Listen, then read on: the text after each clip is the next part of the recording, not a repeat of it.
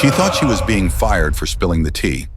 The Mafia boss locked the doors and said, "The manager is the one leaving, not you." Valdrada Menamarino walked onto the floor of the Gilded Lotus at 7:47 p.m., wearing a crisp white shirt that hid her hunger and heels that clicked against the marble like a ticking clock. In exactly 3 minutes, a man's nose would be broken against the granite counter. In exactly 1 hour, she would be sitting in the VIP booth, drinking 50-year-old whiskey with no idea how she went from unpaid servant to the woman in charge. But she didn't know any of that yet. Right now, she was standing in the steam-choked kitchen, watching her manager scream. "God, I hate this place," she thought, gripping her apron straps tighter against her chest. Nothing like the dinner rush to remind you exactly how powerless you are. It wasn't the burns or the heavy trays, or even the forced smile. It was the way the whole world seemed to feast, leaving her standing there with a hollow stomach, reminded of exactly how invisible she was. Just another Friday night proving what she already knew. Some people were born to be served, and some people were born to be used. Manager Choi's shift had been exactly what she'd expected. Stolen tips, cheap insults, and that particular kind of rage that came from being surrounded by wealth you weren't allowed to touch. She'd hidden the eviction notice the moment he walked in. The fear hit her like a physical blow. Working in this city was survivable if you had a paycheck, but Valdrada had nothing. As she watched the final notice on her phone blink from unread to urgent, the screen went black. A hush fell over the dining room, the air turning instantly cold, and terror flooded through her. She didn't check who had walked in. Her hands were shaking, and she just wanted to survive the night. She pushed through the swinging doors and threw herself into the service. "Right this way, sir," she breathed, bowing low to the man in the dark suit. "I'm the one serving this section. My hands are full, but the table is ready.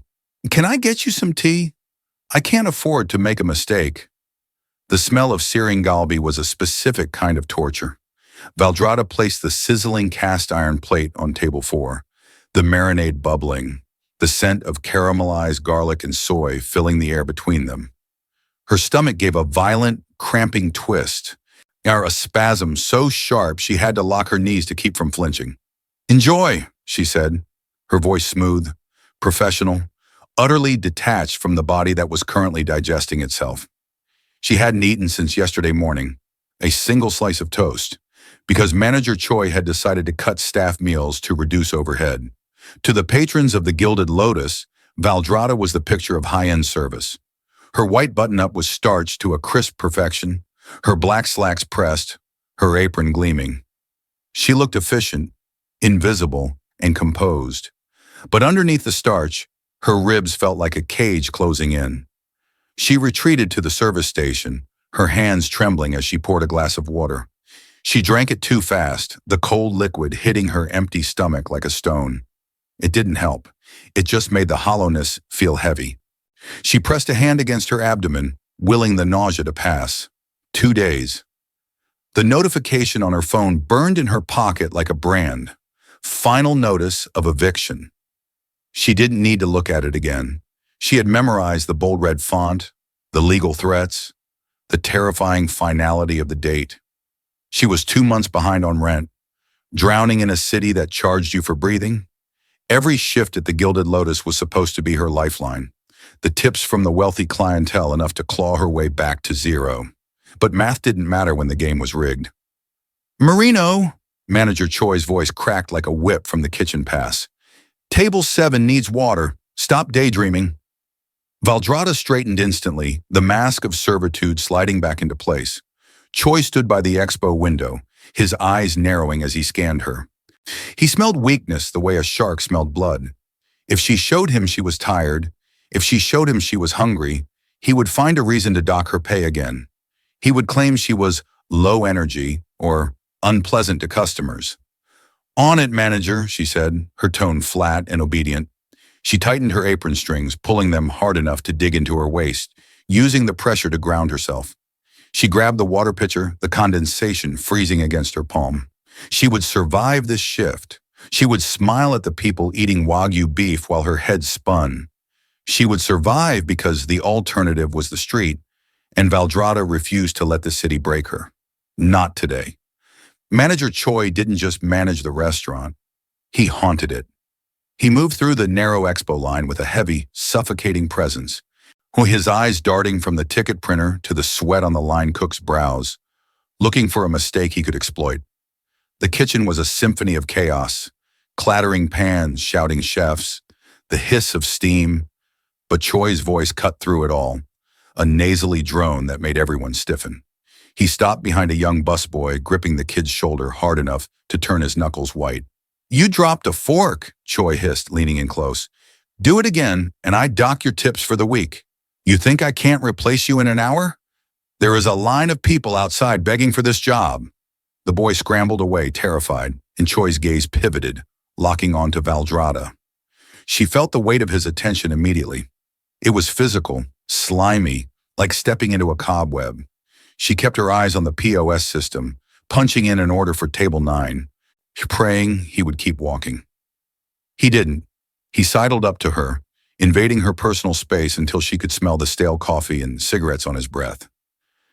"You look sour, Valdrada," he murmured, too loud for a private conversation, but quiet enough that the customers couldn't hear. "Bad attitude is bad for business." "I'm concentrating, manager," she said, her voice tight. "The dinner rush is starting. Always excuses." He tapped a finger against the counter, right next to her hand. "You think you are special because you speak good English? You think you are better than the kitchen staff?" He laughed, a low, wet sound. "I look at your file, Valdrada. No emergency contact, no husband, no family in the city. Nobody cares if you come home tonight." The cruelty of it took her breath away. He wasn't just being mean.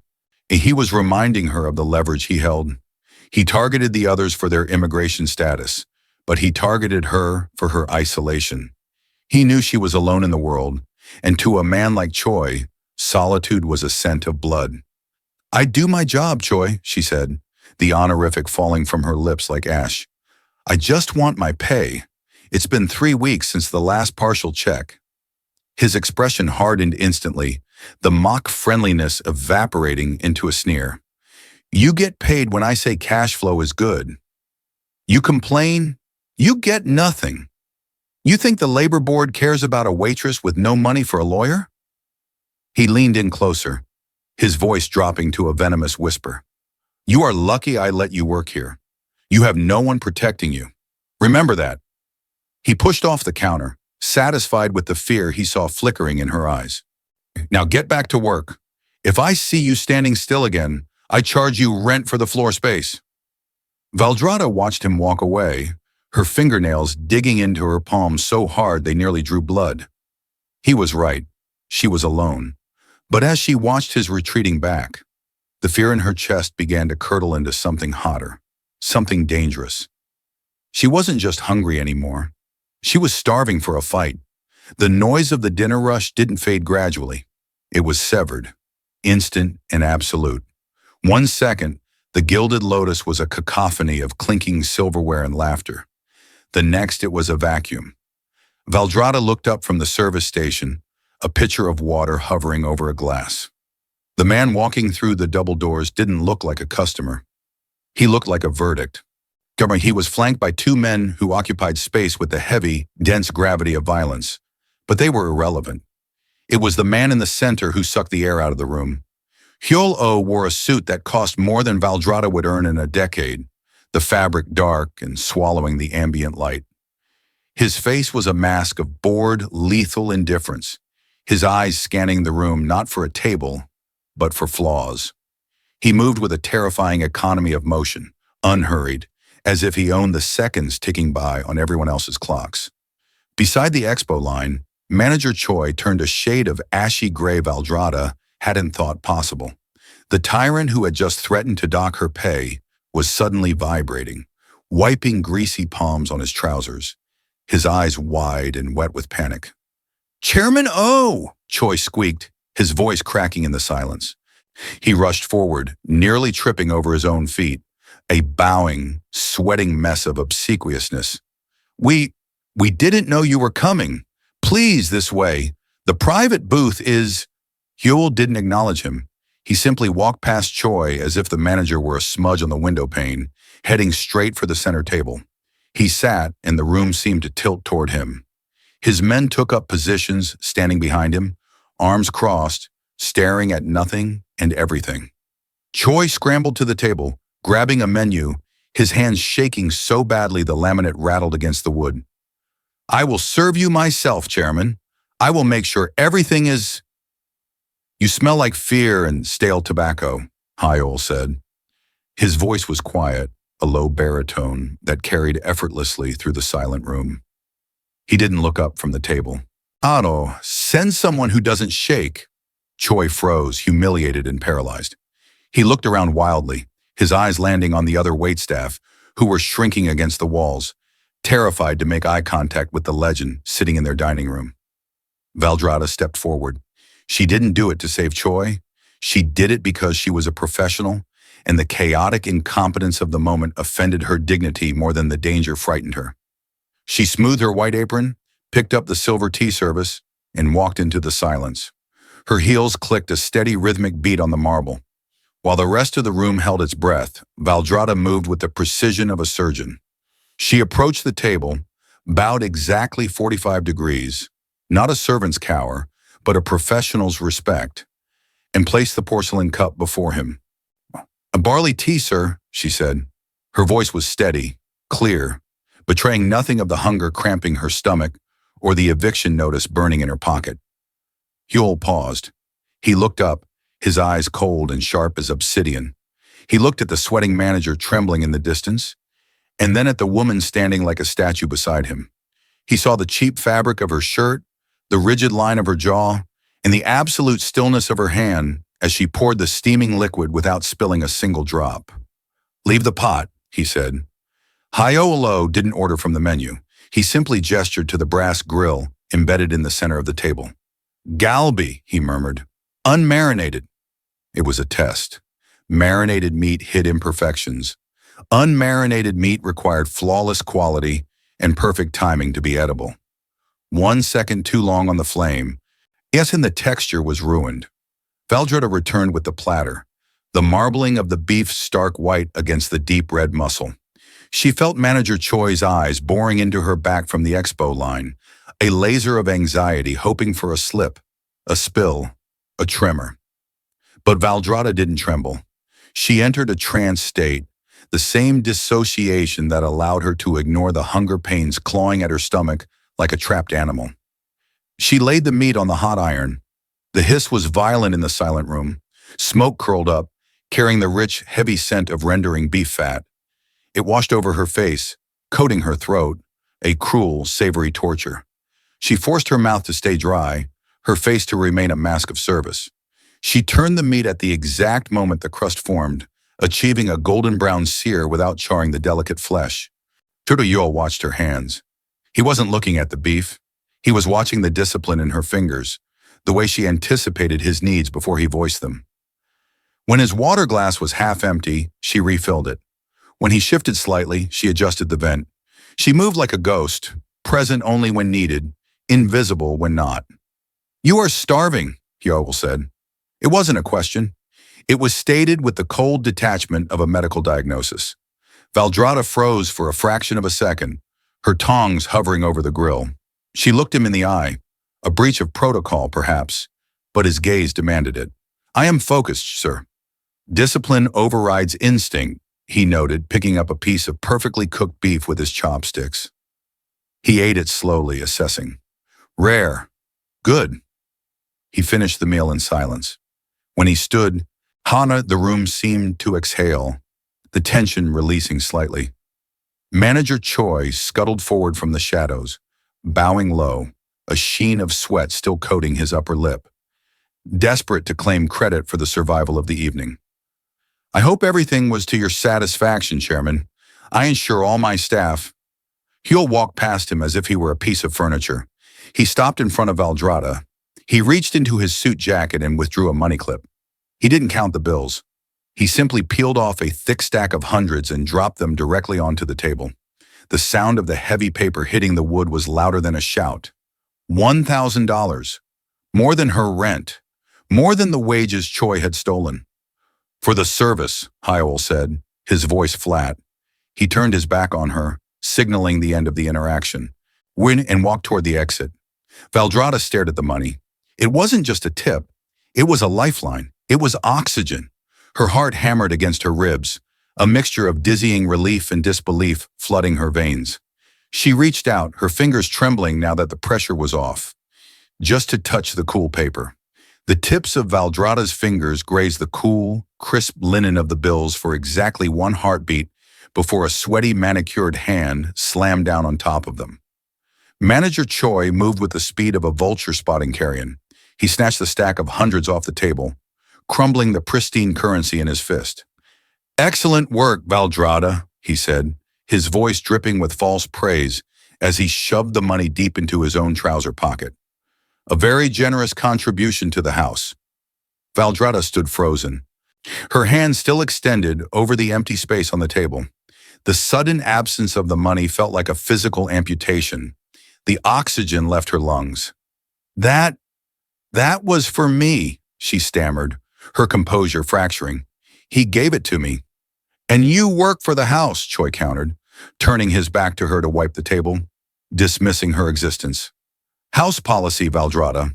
VIP service charges are collected by management and distributed at discretion, minus deductions, of course." He glanced back at her, a smirk playing on his oily lips. "You spilled tea earlier. You dropped a fork yesterday. Breakage fees, uniform cleaning fees, emotional distress fees for embarrassing me." "That is $1,000, Valdrada whispered. The hunger in her stomach was gone, replaced by a white-hot spike of adrenaline that made her vision blur. That is my rent. That is my food." "It is a tip," Choi corrected, waving a hand dismissively. "It is optional. Be grateful you still have a job." Something inside Valdrada snapped. It was the sound of a cable pulled too tight for too long, a violent, resonant twang that vibrated through her bones. She didn't think. She moved. She stepped around the table and blocked Choi's path, her small frame rigid with a fury that terrified her. "Give it back," she said. Her voice wasn't loud, but it shook with a dangerous intensity. Choi stopped, blinking in genuine surprise. He laughed, a short barking sound. "Excuse me." He handed it to me. "Not to the house. Not to you." Valdrada took a step closer, invading his space, ignoring the alarm bells ringing in her head, telling her this was suicide. "You haven't paid me in 3 weeks, Choi. You steal my hours. You steal my dignity. You are not stealing this." "Lower your voice," Choi hissed, his face darkening. "You want to make a scene? In front of customers?" "I don't care," Valdrada said, her voice rising, cracking with the weight of months of silence.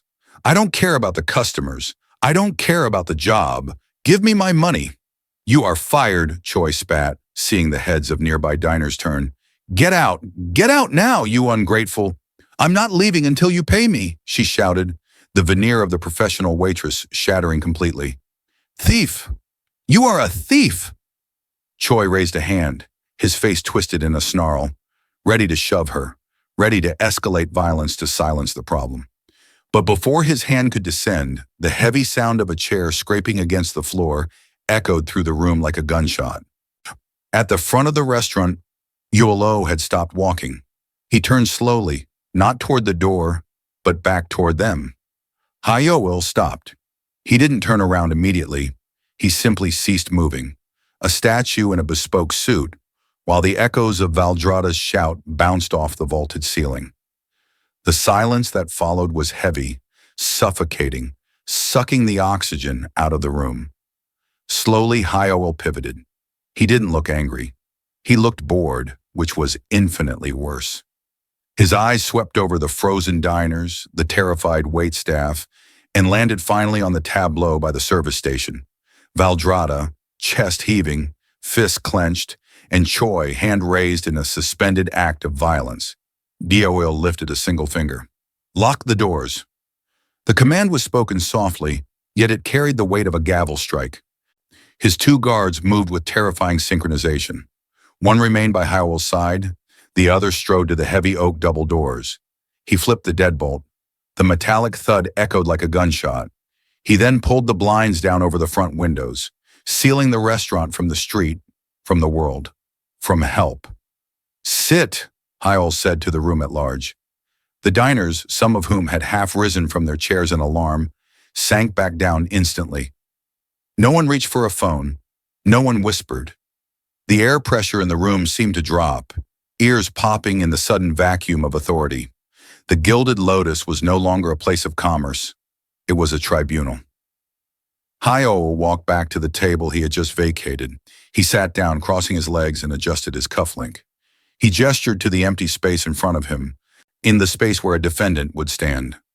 "Manager Choi," Hyle said, his voice smooth and cold as a glacier, "and the waitress. Come here." Choi was trembling so violently his teeth chattered. The color had drained from his face, leaving it the shade of old parchment. He looked at the locked door, then at Hyle, realizing too late that the predator he thought he had appeased was now circling. "Chairman, please," Choi stammered, his voice a pathetic squeak. "This is a misunderstanding, a personnel issue. I was handling—" "You were stealing," Hyle corrected, his gaze unblinking. "And you were making noise. I dislike noise." Valdrada felt her legs shaking, the adrenaline crash leaving her weak. She looked at Hyle, expecting to see anger directed at her for the outburst. Instead, she saw nothing but a terrifying clinical curiosity. He wasn't looking at her like a waitress anymore. He was looking at her like a witness. "Stand there!" Hyle pointed to the spot directly in front of him. "Both of you, the court is in session." Manager Choi tried to speak, a desperate gurgle of excuses bubbling in his throat. "Chairman, she is a liar, a disgruntled employee who—" Yoel didn't look at him. He didn't blink. He simply tilted his head to the left, a micro gesture to the guard standing behind the manager. The guard stepped forward and placed a heavy hand on Choi's shoulder, squeezing the trapezius muscle until Choi's knees buckled and his mouth snapped shut in a gasp of pain. "I am not speaking to the accused," Yoel said softly. His eyes were locked on Valdrada. "I am speaking to the victim." Valdrada felt exposed, so stripped raw under the clinical wattage of the dining room lights. She stood straighter, refusing to cower, though her hands were trembling by her sides. "Your name," Hyle stated. "Valdrada Marino. How many hours a week do you work here, Miss Marino?" "Between 50 and 60, double shifts on weekends." "And your hourly rate?" $12 plus tips." Hyle rested his chin on his steepled fingers. "And when was the last time you received a full paycheck?" Valdrada felt Choi's glare burning into her peripheral vision, a silent promise of retribution if she spoke the truth. But the doors were locked, and the man in the chair was far more dangerous than the man beside her. "3 weeks ago," she whispered. "Partial payment. Before that, another month of delays. And the tips? Confiscated for house expenses." Huel nodded slowly, absorbing the data like a machine processing a spreadsheet. There was no pity in his face, only calculation.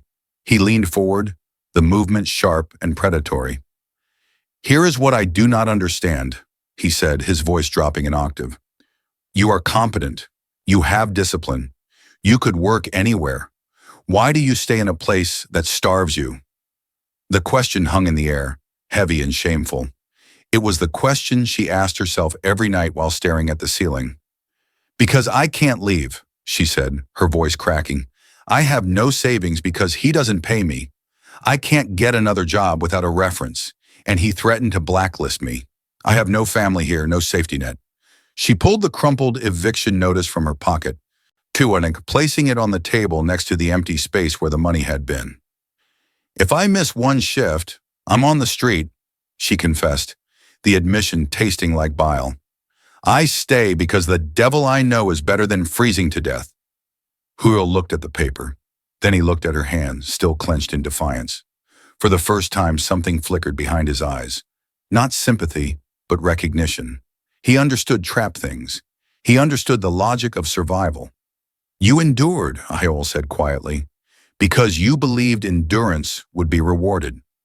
He turned his gaze slowly, lethally to Manager Choi. "But endurance without justice," Huel murmured, "is just suffering." "The ledger," Hywell said. He didn't raise his voice. He held out a hand, palm up, expecting obedience. Manager Choi stood rooted to the spot, Anwar's sweat beading on his forehead and dripping onto his collar. Chairman, everything is digital now. The iPad, it has a complex password, and the connectivity in here is... Unlock it, Hyoel interrupted, his tone bored. Or I will have my associate unlock your fingers one by one until you remember the code. Choi scrambled for the tablet lying on the expo counter.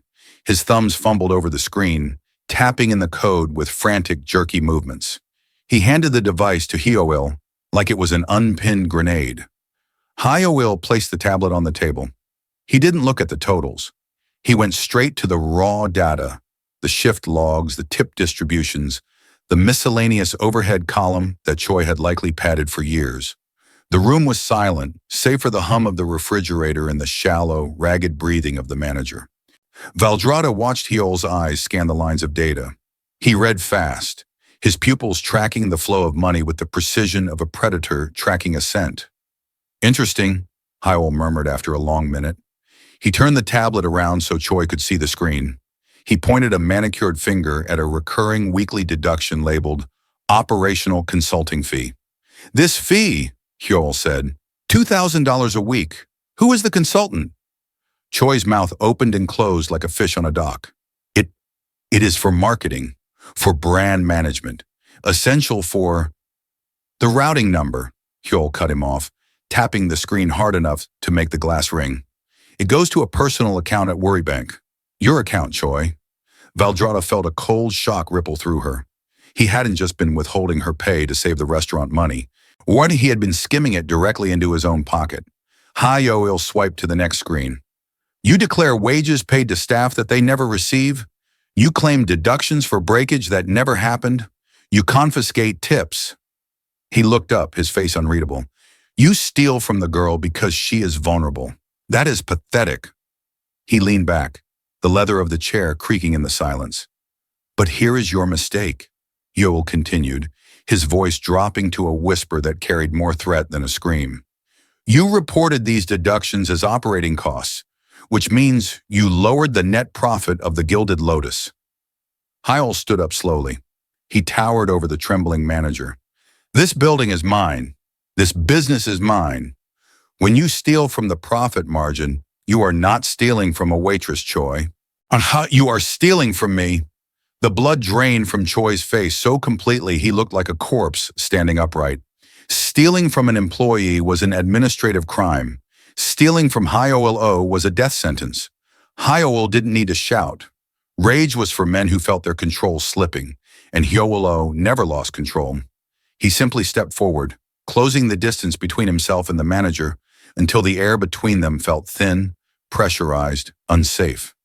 Choi scrambled backward, his heels skidding on the tile until his back hit the stainless steel of the expo counter with a hollow thud. He was trapped, between the cold steel and the colder man. Chairman, please, Choi whimpered, holding his hands up, palms open and trembling. I can explain. I can pay it back. I have the money in the safe. Hyoel's hand moved faster than Valdrada's eyes could follow. It wasn't a closed fist punch. That would have been crude. It was a backhand, precise and snapping like a whip, connecting with Choi's cheekbone with a sickening crack. The force of the blow spun the manager around, sending him crumbling to the floor in a heap of cheap suit fabric and whimpers. Hyoel didn't follow him down. He stood tall, adjusting his cufflink with a single, sharp motion, looking at the man groveling at his feet as if he were a stain on the marble. Get up, Hyoel commanded. Choi scrambled to his knees, blood trickling from a split lip, clutching the side of his face. He looked up, terrified, waiting for the next blow. Do you know why I despise thieves, Choi? Hyoel asked, his voice conversational, terrifyingly calm. It is not the money. The money is irrelevant. It is the cowardice. Hyoel crouched down, balancing effortlessly on the balls of his feet so he could look Choi in the eye. He reached out and gripped the manager's chin, forcing him to look at Valdrada, who stood frozen by the table. You steal from her because you think she is weak, Hyoel said. You steal from me because you think I am distant. You build your fortune on crumbs you pick from the floor. He shoved Choi's face away with disgust and stood up. A strong leader feeds his pack first, Yoel announced, his voice carrying to the corners of the silent restaurant. A strong leader ensures his people are fat and happy, so they fight for him, so they are loyal. He gestured around the room at the terrified kitchen staff peering through the pass, at the bus boys shrinking against the wall. You starve them, Yoel spat. You steal their wages to pad your own pockets. That is not leadership, Choi. That is the behavior of a parasite. And do you know what we do with parasites in my house? Choi shook his head, tears mixing with the blood on his face. We excoriate them. Yoel turned to his guards. Open the safe. The metal cash box hit the table with a heavy, rattling thud. Choi stood before it, wiping blood from his lip with a shaking hand, refusing to meet the eyes of the staff he had terrorized for months. Yoel O sat opposite him, perfectly relaxed, tapping a single finger against the polished wood. Count it, Yoel commanded. Choi hesitated, his eyes darting to Valdrada. Chairman, payroll is usually handled via check. Cash is for vendors. You paid yourself in cash, Yoel interrupted, his voice smooth and dangerous. You will pay her in cash, now. Choi's fingers fumbled with the rubber bands. He pulled out a stack of 20s and 50s, the bills crinkled and smelling of grease. 3 weeks of back wages, Yoel recited, staring at the ceiling as if performing a simple mental arithmetic exercise. 60 hours a week, plus the overtime you refused to log, plus the tips you stole from the jar, and the $1,000 I put on this table 20 minutes ago. Yoel lowered his gaze, locking onto Choi. And let us add 50% interest, for the inconvenience. Choi choked. 50%? Chairman, that is? Are you negotiating with me? The silence that followed was answer enough. Choi began to count. His voice was a ragged whisper in the quiet restaurant. 100, 200, 300. It was a slow, agonizing ritual. Every bill Choi laid down was a piece of his power being stripped away.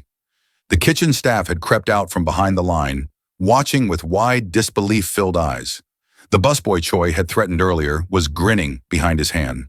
Louder, Yoel said. 1,000, Choi shouted, his voice cracking. He kept counting, peeling off bill after bill, until a substantial pile sat on the table. It was more money than Valdrade had ever seen in one place. It was rent. It was food. It was freedom. When the counting stopped, Yoel picked up the heavy manila envelope that had been sitting on the corner of the table. He didn't put the money in himself. He gestured for Choi to do it. Choi stuffed the cash into the envelope, his movements jerky and resentful. When it was full, he moved to slide it across the table toward Valdrada. Iwa no, Yoel said sharply. Choi froze. You do not slide it like a beer at a bar, Yoel scolded, sounding like a disappointed father correcting a petulant child. You present it, with respect, with 2 hands. Valdrada stepped forward. She didn't shrink away this time. She stood tall, her white shirt still crisp, her chin high. Choi picked up the envelope. He hated this. Every muscle in his body fought against it. But the fear of the man in the suit was stronger than his pride. He gripped the envelope with both hands, bowed his head, a forced, jerky motion, and extended it to her. Here, Choi mumbled at the floor. Valdrada reached out. She took the envelope. It was heavy, physically heavy with the weight of paper, but metaphorically heavy with the hours she had bled into this place. She held it against her chest, in the same place she had gripped her apron straps in fear only an hour ago. Thank you, she said, not to Choi, but to the air, to the universe, to the terrifying man watching from the chair. Don't thank him, Yoel said, standing up and buttoning his jacket. It was yours to begin with. Get out, Yoel said. Manager Choi lingered, blinking, his survival instinct warring with his greed. Chairman, my keys. My coat is in the office. I need to collect my personal effects. You have nothing here, Yoel replied, stepping closer. Anything you bought was purchased with stolen money. It stays. Choi opened his mouth to argue, a fatal error. Yoel didn't wait for the words. He grabbed the lapels of Choi's cheap suit, the fabric bunching in his fists, and marched him backward. Choi stumbled, his heels scraping uselessly against the tile as he was hauled toward the front entrance like a sack of refuse. Hyoel kicked the double doors open with a violent crash. The cold city air rushed in, biting and sharp. With a single powerful shove, he launched Choi out onto the sidewalk. The ex-manager landed hard on his hands and knees, skidding across the concrete. "If I see you on this block again," Hyoel said, standing in the doorway, silhouetted against the restaurant's warm light, "I will assume you have returned to pay back the rest of what you stole, and I will collect it in blood." He slammed the doors shut. He threw the deadbolt. The silence that followed was different. It wasn't fearful anymore. It was the clean, quiet silence of a room that had been purged of a sickness. Hyoel adjusted his cuffs, smoothed his jacket. Purin turned back to the dining room. The kitchen staff peered out from the pass, wide-eyed. The few remaining diners sat frozen. Yoel ignored them all. He walked straight to Valdrada, who was still clutching the envelope of cash to her chest, her breathing shallow and fast. "You," Hyoel said. Valdrada stiffened, bracing herself. She had the money. She expected him to tell her to leave too, to clear the board completely. "Who orders the produce?" Hyoel asked. Valdrada blinked, the question catching her off guard. "What?" "The produce," Hyoel repeated, his tone impatient. "The Wagyu, the Galbi. Who places the orders?" "I do," she answered automatically. "Choi usually forgets until Friday morning, so I call the suppliers on Thursday nights to make sure we have stock for the weekend." Yoel nodded, as if this confirmed a suspicion. "Fun, and the schedule?" "I write it, he just signs it.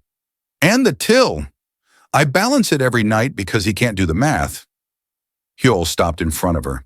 He looked at the envelope in her arms, then up at her eyes. The intensity in his gaze wasn't predatory anymore. It was appraisal. He was looking at a soldier who had been fighting a war without a general. "You have been running this restaurant for months," Hyoel stated quietly. "You just weren't getting paid for it." He reached into his pocket and pulled out a ring of keys, the ones he had confiscated from Choi earlier. He held them out, the metal jingling softly in the quiet room. "He was a parasite," Hyoel said. "You know how this place runs better than he did." Valdrada looked at the keys. They were heavy, brass and silver, catching the light. "I need a manager who understands discipline," Hyoel said. "Do you want the job, or do I have to close the doors tonight?"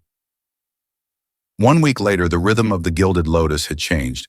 It no longer stuttered with the frantic, fear-sweat energy of people trying to avoid a beating.